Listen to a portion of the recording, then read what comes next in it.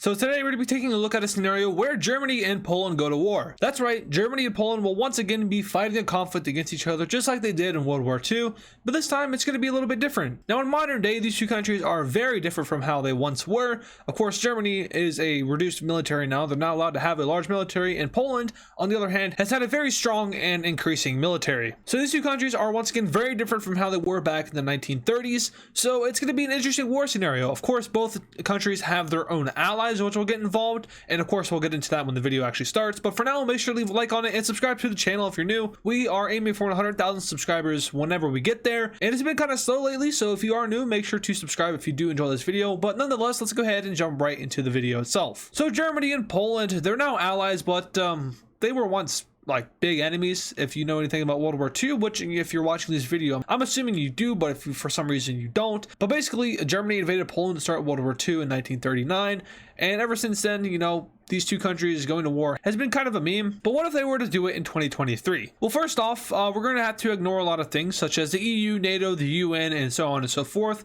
If we go ahead and ignore those, we don't have to worry about large-scale coalitions against Germany, and we can just focus on Germany and Poland themselves. But as soon as this war breaks out, of course, each country is going to get a set of allies, and Poland would most likely end up getting Hungary on their team, and Germany would most likely get the countries of Austria and the country of Belarus on their team. Now, Austria, of course, is very similar to Germany, and Hungary and Poland are good allies in real life.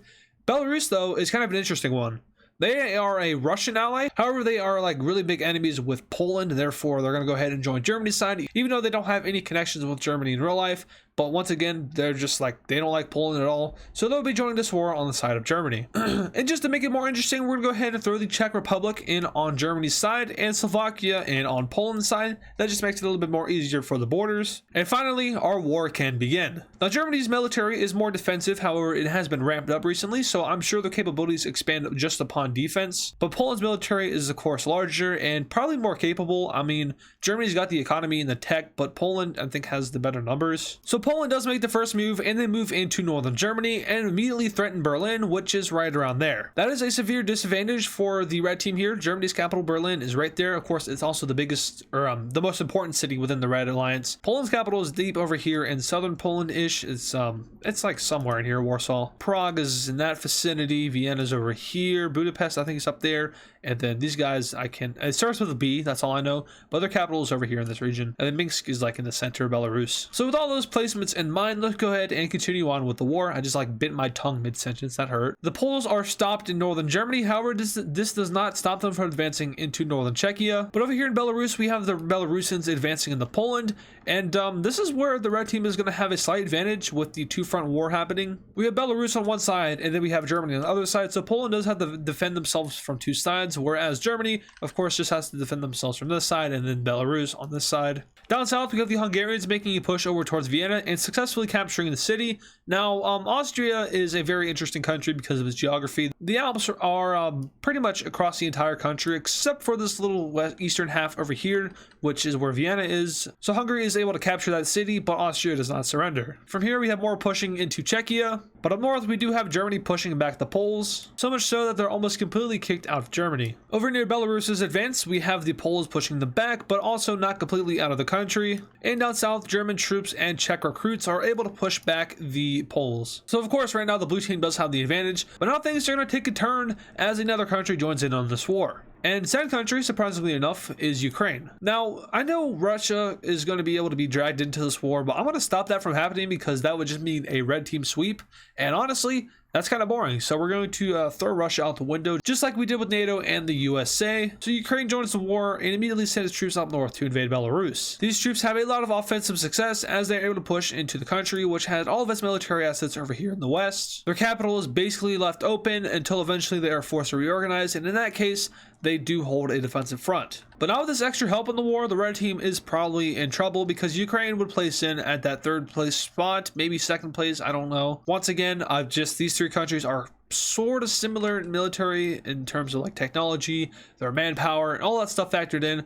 They're close. But yeah, the blue team is going to be buffed up a lot here. Their pushes into Czechia and Austria are immediately resumed and go even more successfully. The Poles once again emerge into Germany, and the Ukrainians advance across the Belarusian front. The Belarusians are then forced out of Poland, and then we have the Poles entering into Belarus. But once again, this war just can't be this easy, as we have yet another country joining in on this conflict. This time it's going to be a big help for the red team. That country joining in is none other than Romania and Moldova, which those are two different countries, but still, Moldova and Romania joining on this war. They're basically the same country, so it doesn't even matter. But that's just because of the dispute with Hungary. And I know that, I mean, of course, Germany and Poland wouldn't go to war in real life. That's impossible. Romania and Ukraine, they wouldn't go to war in real life. I mean, obviously, this is unrealistic in the sense of who's fighting against who, but in terms of like advancements and stuff, I try to keep it real but also entertaining, so it's kind of a balance between the two. But yeah, Romania and Moldova joined this war, and that's going to kind of tip the scales a little bit and balance it out a little bit more. They immediately sent troops over here near Odessa and captured the city, and an advancement into Hungary is made by Romania. Of course, their main objective here is going to be just to get rid of Hungary and free Austria. From there, I'm sure the red team would want to take out Slovakia, re-liberate all of Czechia, and maybe try to separate Poland and Ukraine. That's what their game plan is. For the blue team, I'm sure they want to like get rid of Belarus as soon as possible, and then focus in over here on maybe like, I guess, just taking out Bucharest if possible, taking out Berlin, of course, which is right there. So the blue team does have the slight advantage in terms of what they need to win, but the red team definitely has the placement advantage with Belarus in the north, Romania in the south, and all of Central Europe over there in the west. With a slight distraction down south, Germany is now able to push Poland once again back out of Germany. From here, they do struggle to push out the blue team from Austria and Czechia, which leads to a kind of stalemate down here in the south. Up north in Belarus, we have them fighting back against the Ukrainians, who were forced to kind of renegate their military plans, with of course Romania joining the war, and we see those new plans in action as the Ukrainians enter into northern Moldova and northern Romania. The Romanians continue their push over towards Budapest, and it's going very well for them, and that's mostly because Ukraine or Poland aren't really doing anything about this. They're more worried about their own front lines compared to Romania and Hungary. Germany sees this, and they offer to put their troops down in Austria to push out the rest of the Hungarians. That's exactly what they do. And from here, we have the Austrians and the Romanians meeting in Budapest and knocking Hungary out of the war. So that's a pretty vital stage for the red team here, because now they can send stuff down through Hungary and into Romania and vice versa. And it also gives them that solid front line against the blue team here. Slovakia is probably the weakest country here, beside maybe Moldova. They're getting rolled over by Romanian tanks. And now we have our front lines looking something like this. A little bit more balanced out now, and of course the red team is winning this war in terms of countries that they've conquered and how much land they have under their belt. So the blue team is going to kind of revise what they're doing here. Poland and Ukraine, of course, are the only two countries that remain, and they're versing up a good portion of Europe. So their plan is to basically just hold defense and not let the red team get into their country and just kind of starve them, or not starve them, but they want to use attrition to get the red team to discuss a peace deal. So slowly but surely, we have the blue team kind of like taking away some of their troops along the front line in order to just kind of defend the borders. Of course, we do still have them holding on to some spots, such as over here in Czechia with this pretty large portion of land, and then over here in Belarus, this is kind of just like an easier way for Ukraine and Poland to get to each other. I don't really know. I mean, of course they could just go like that, but that might just be easier. And then for some reason, this little piece of Moldova, they just haven't moved their assets out of there. So this is where the blue team is going to be defending for the rest of the war, or so it seems, because the red team just broke through a front line in Slovakia, which immediately allows for red team troops to push up into southern Poland until they are eventually stopped by the Polish army. From here, the Poles in Czechia are forced to retreat out of the eastern region as their positions are no longer safe. And now we have a sort of dangerous situation for Poland here, as they are kind of like, first of all, they're closer to the capital, and second of all, they are semi-close to Belarus, and of course, if they manage to cut off these two countries, that could be a problem. I mean, they could just go over the line, which I'm sure they would do, but still not having that direct contact could be an issue. Over in Ukraine, we actually have them go on offense for a quick second, and that's just to take back Odessa, and they do that with ease. So much so that they kind of forget their whole plan and end up invading a small portion of Moldova and Romania over here in the east. And that creates a interesting scenario here, because Romania and Moldova see something that Ukraine doesn't. This portion of land right here is, I'm pretty sure, like, not very large when you like look at it. So it's like a river, of course, and then Moldova is like right next to the Black Sea, but they technically don't border it, but it's close enough to where like maybe you could consider it to touch the Black Sea. So they easily cut off Ukraine from their invasion force down here, and from here it's just complete onslaught as these troops are just yeah, they're not breathing anymore. Some of them do escape out to sea, but most of them are either captured or killed. And this is really going to hurt Ukraine's southern defense because that was a good portion of their troops. Romania can now easily just push up into it. And just like that, Romania has itself a good portion of southern Ukraine. They managed to push them back out of Moldova, and from here, another stalemate is set. Up north, we have Belarus liberating all of its country, and a push of the Poles out of Czechia. At this point, the blue team now has no gains in any of the red team countries, and it's not looking too good for them.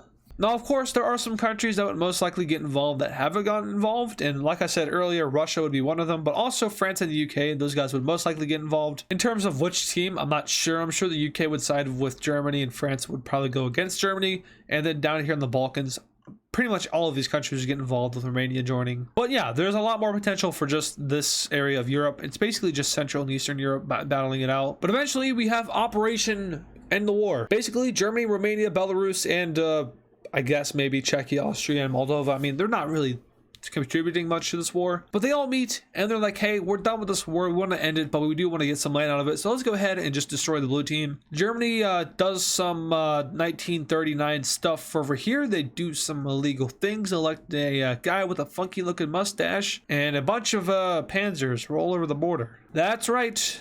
He's back. If you don't know who I'm alluding to, then I can't tell you who because I'd get in trouble. But in order to reform the German Empire, they take all the land that they want, and eventually we have the capturing of Warsaw and the surrender of Poland, which just leaves Ukraine. And we all know what happened when Germany invaded Ukraine, so let's go ahead and just not. So, the red team has won this video. Now, in real life, would they win this video? I don't know, but for comedic effect, of course, Germany is going to beat Poland here. Let's go ahead and take a look at this peace treaty. All right, let's go ahead and break down this hellish peace treaty here. So, starting in the north with Germany, of course, they're going to take all of the Weimar Republic land. So that stretches over to Kaliningrad and down to Czechia. Czechia themselves are going to get land out of Poland and Slovakia.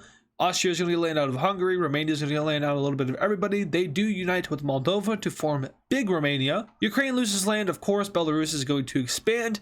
And we're left with this weird blob in Central Europe, which is just a combination of Poland, the remainder of Slovakia, and Hungary, who, well, they were all screwed if they didn't unite, so that's what they did. It's disgusting, it's horrendous, and I hope they really fix it because this is not good to look at.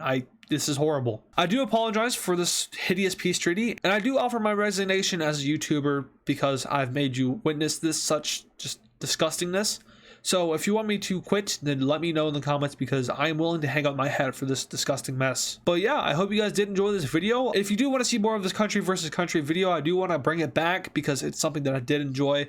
Let me know in the comments. Show some support in this video by liking it, subscribing, and sharing the video with friends and stuff. Channel has been kind of dead recently, and that's to expect in January because that's when YouTube likes to kind of cut up their creators a little bit. It's fine. It's whatever. I'm not really worried about it, but it is kind of like, it's a little bit depressing when we're trying to get to 100k soon. So, I mean, of course, it's whatever. There's no set goal for 100k, but we do have an end of the year goal, and 100k is just kind of sexy. Anyway, I want to thank you guys for watching this video and sticking to the end. And yeah, I'll see you guys in the next video.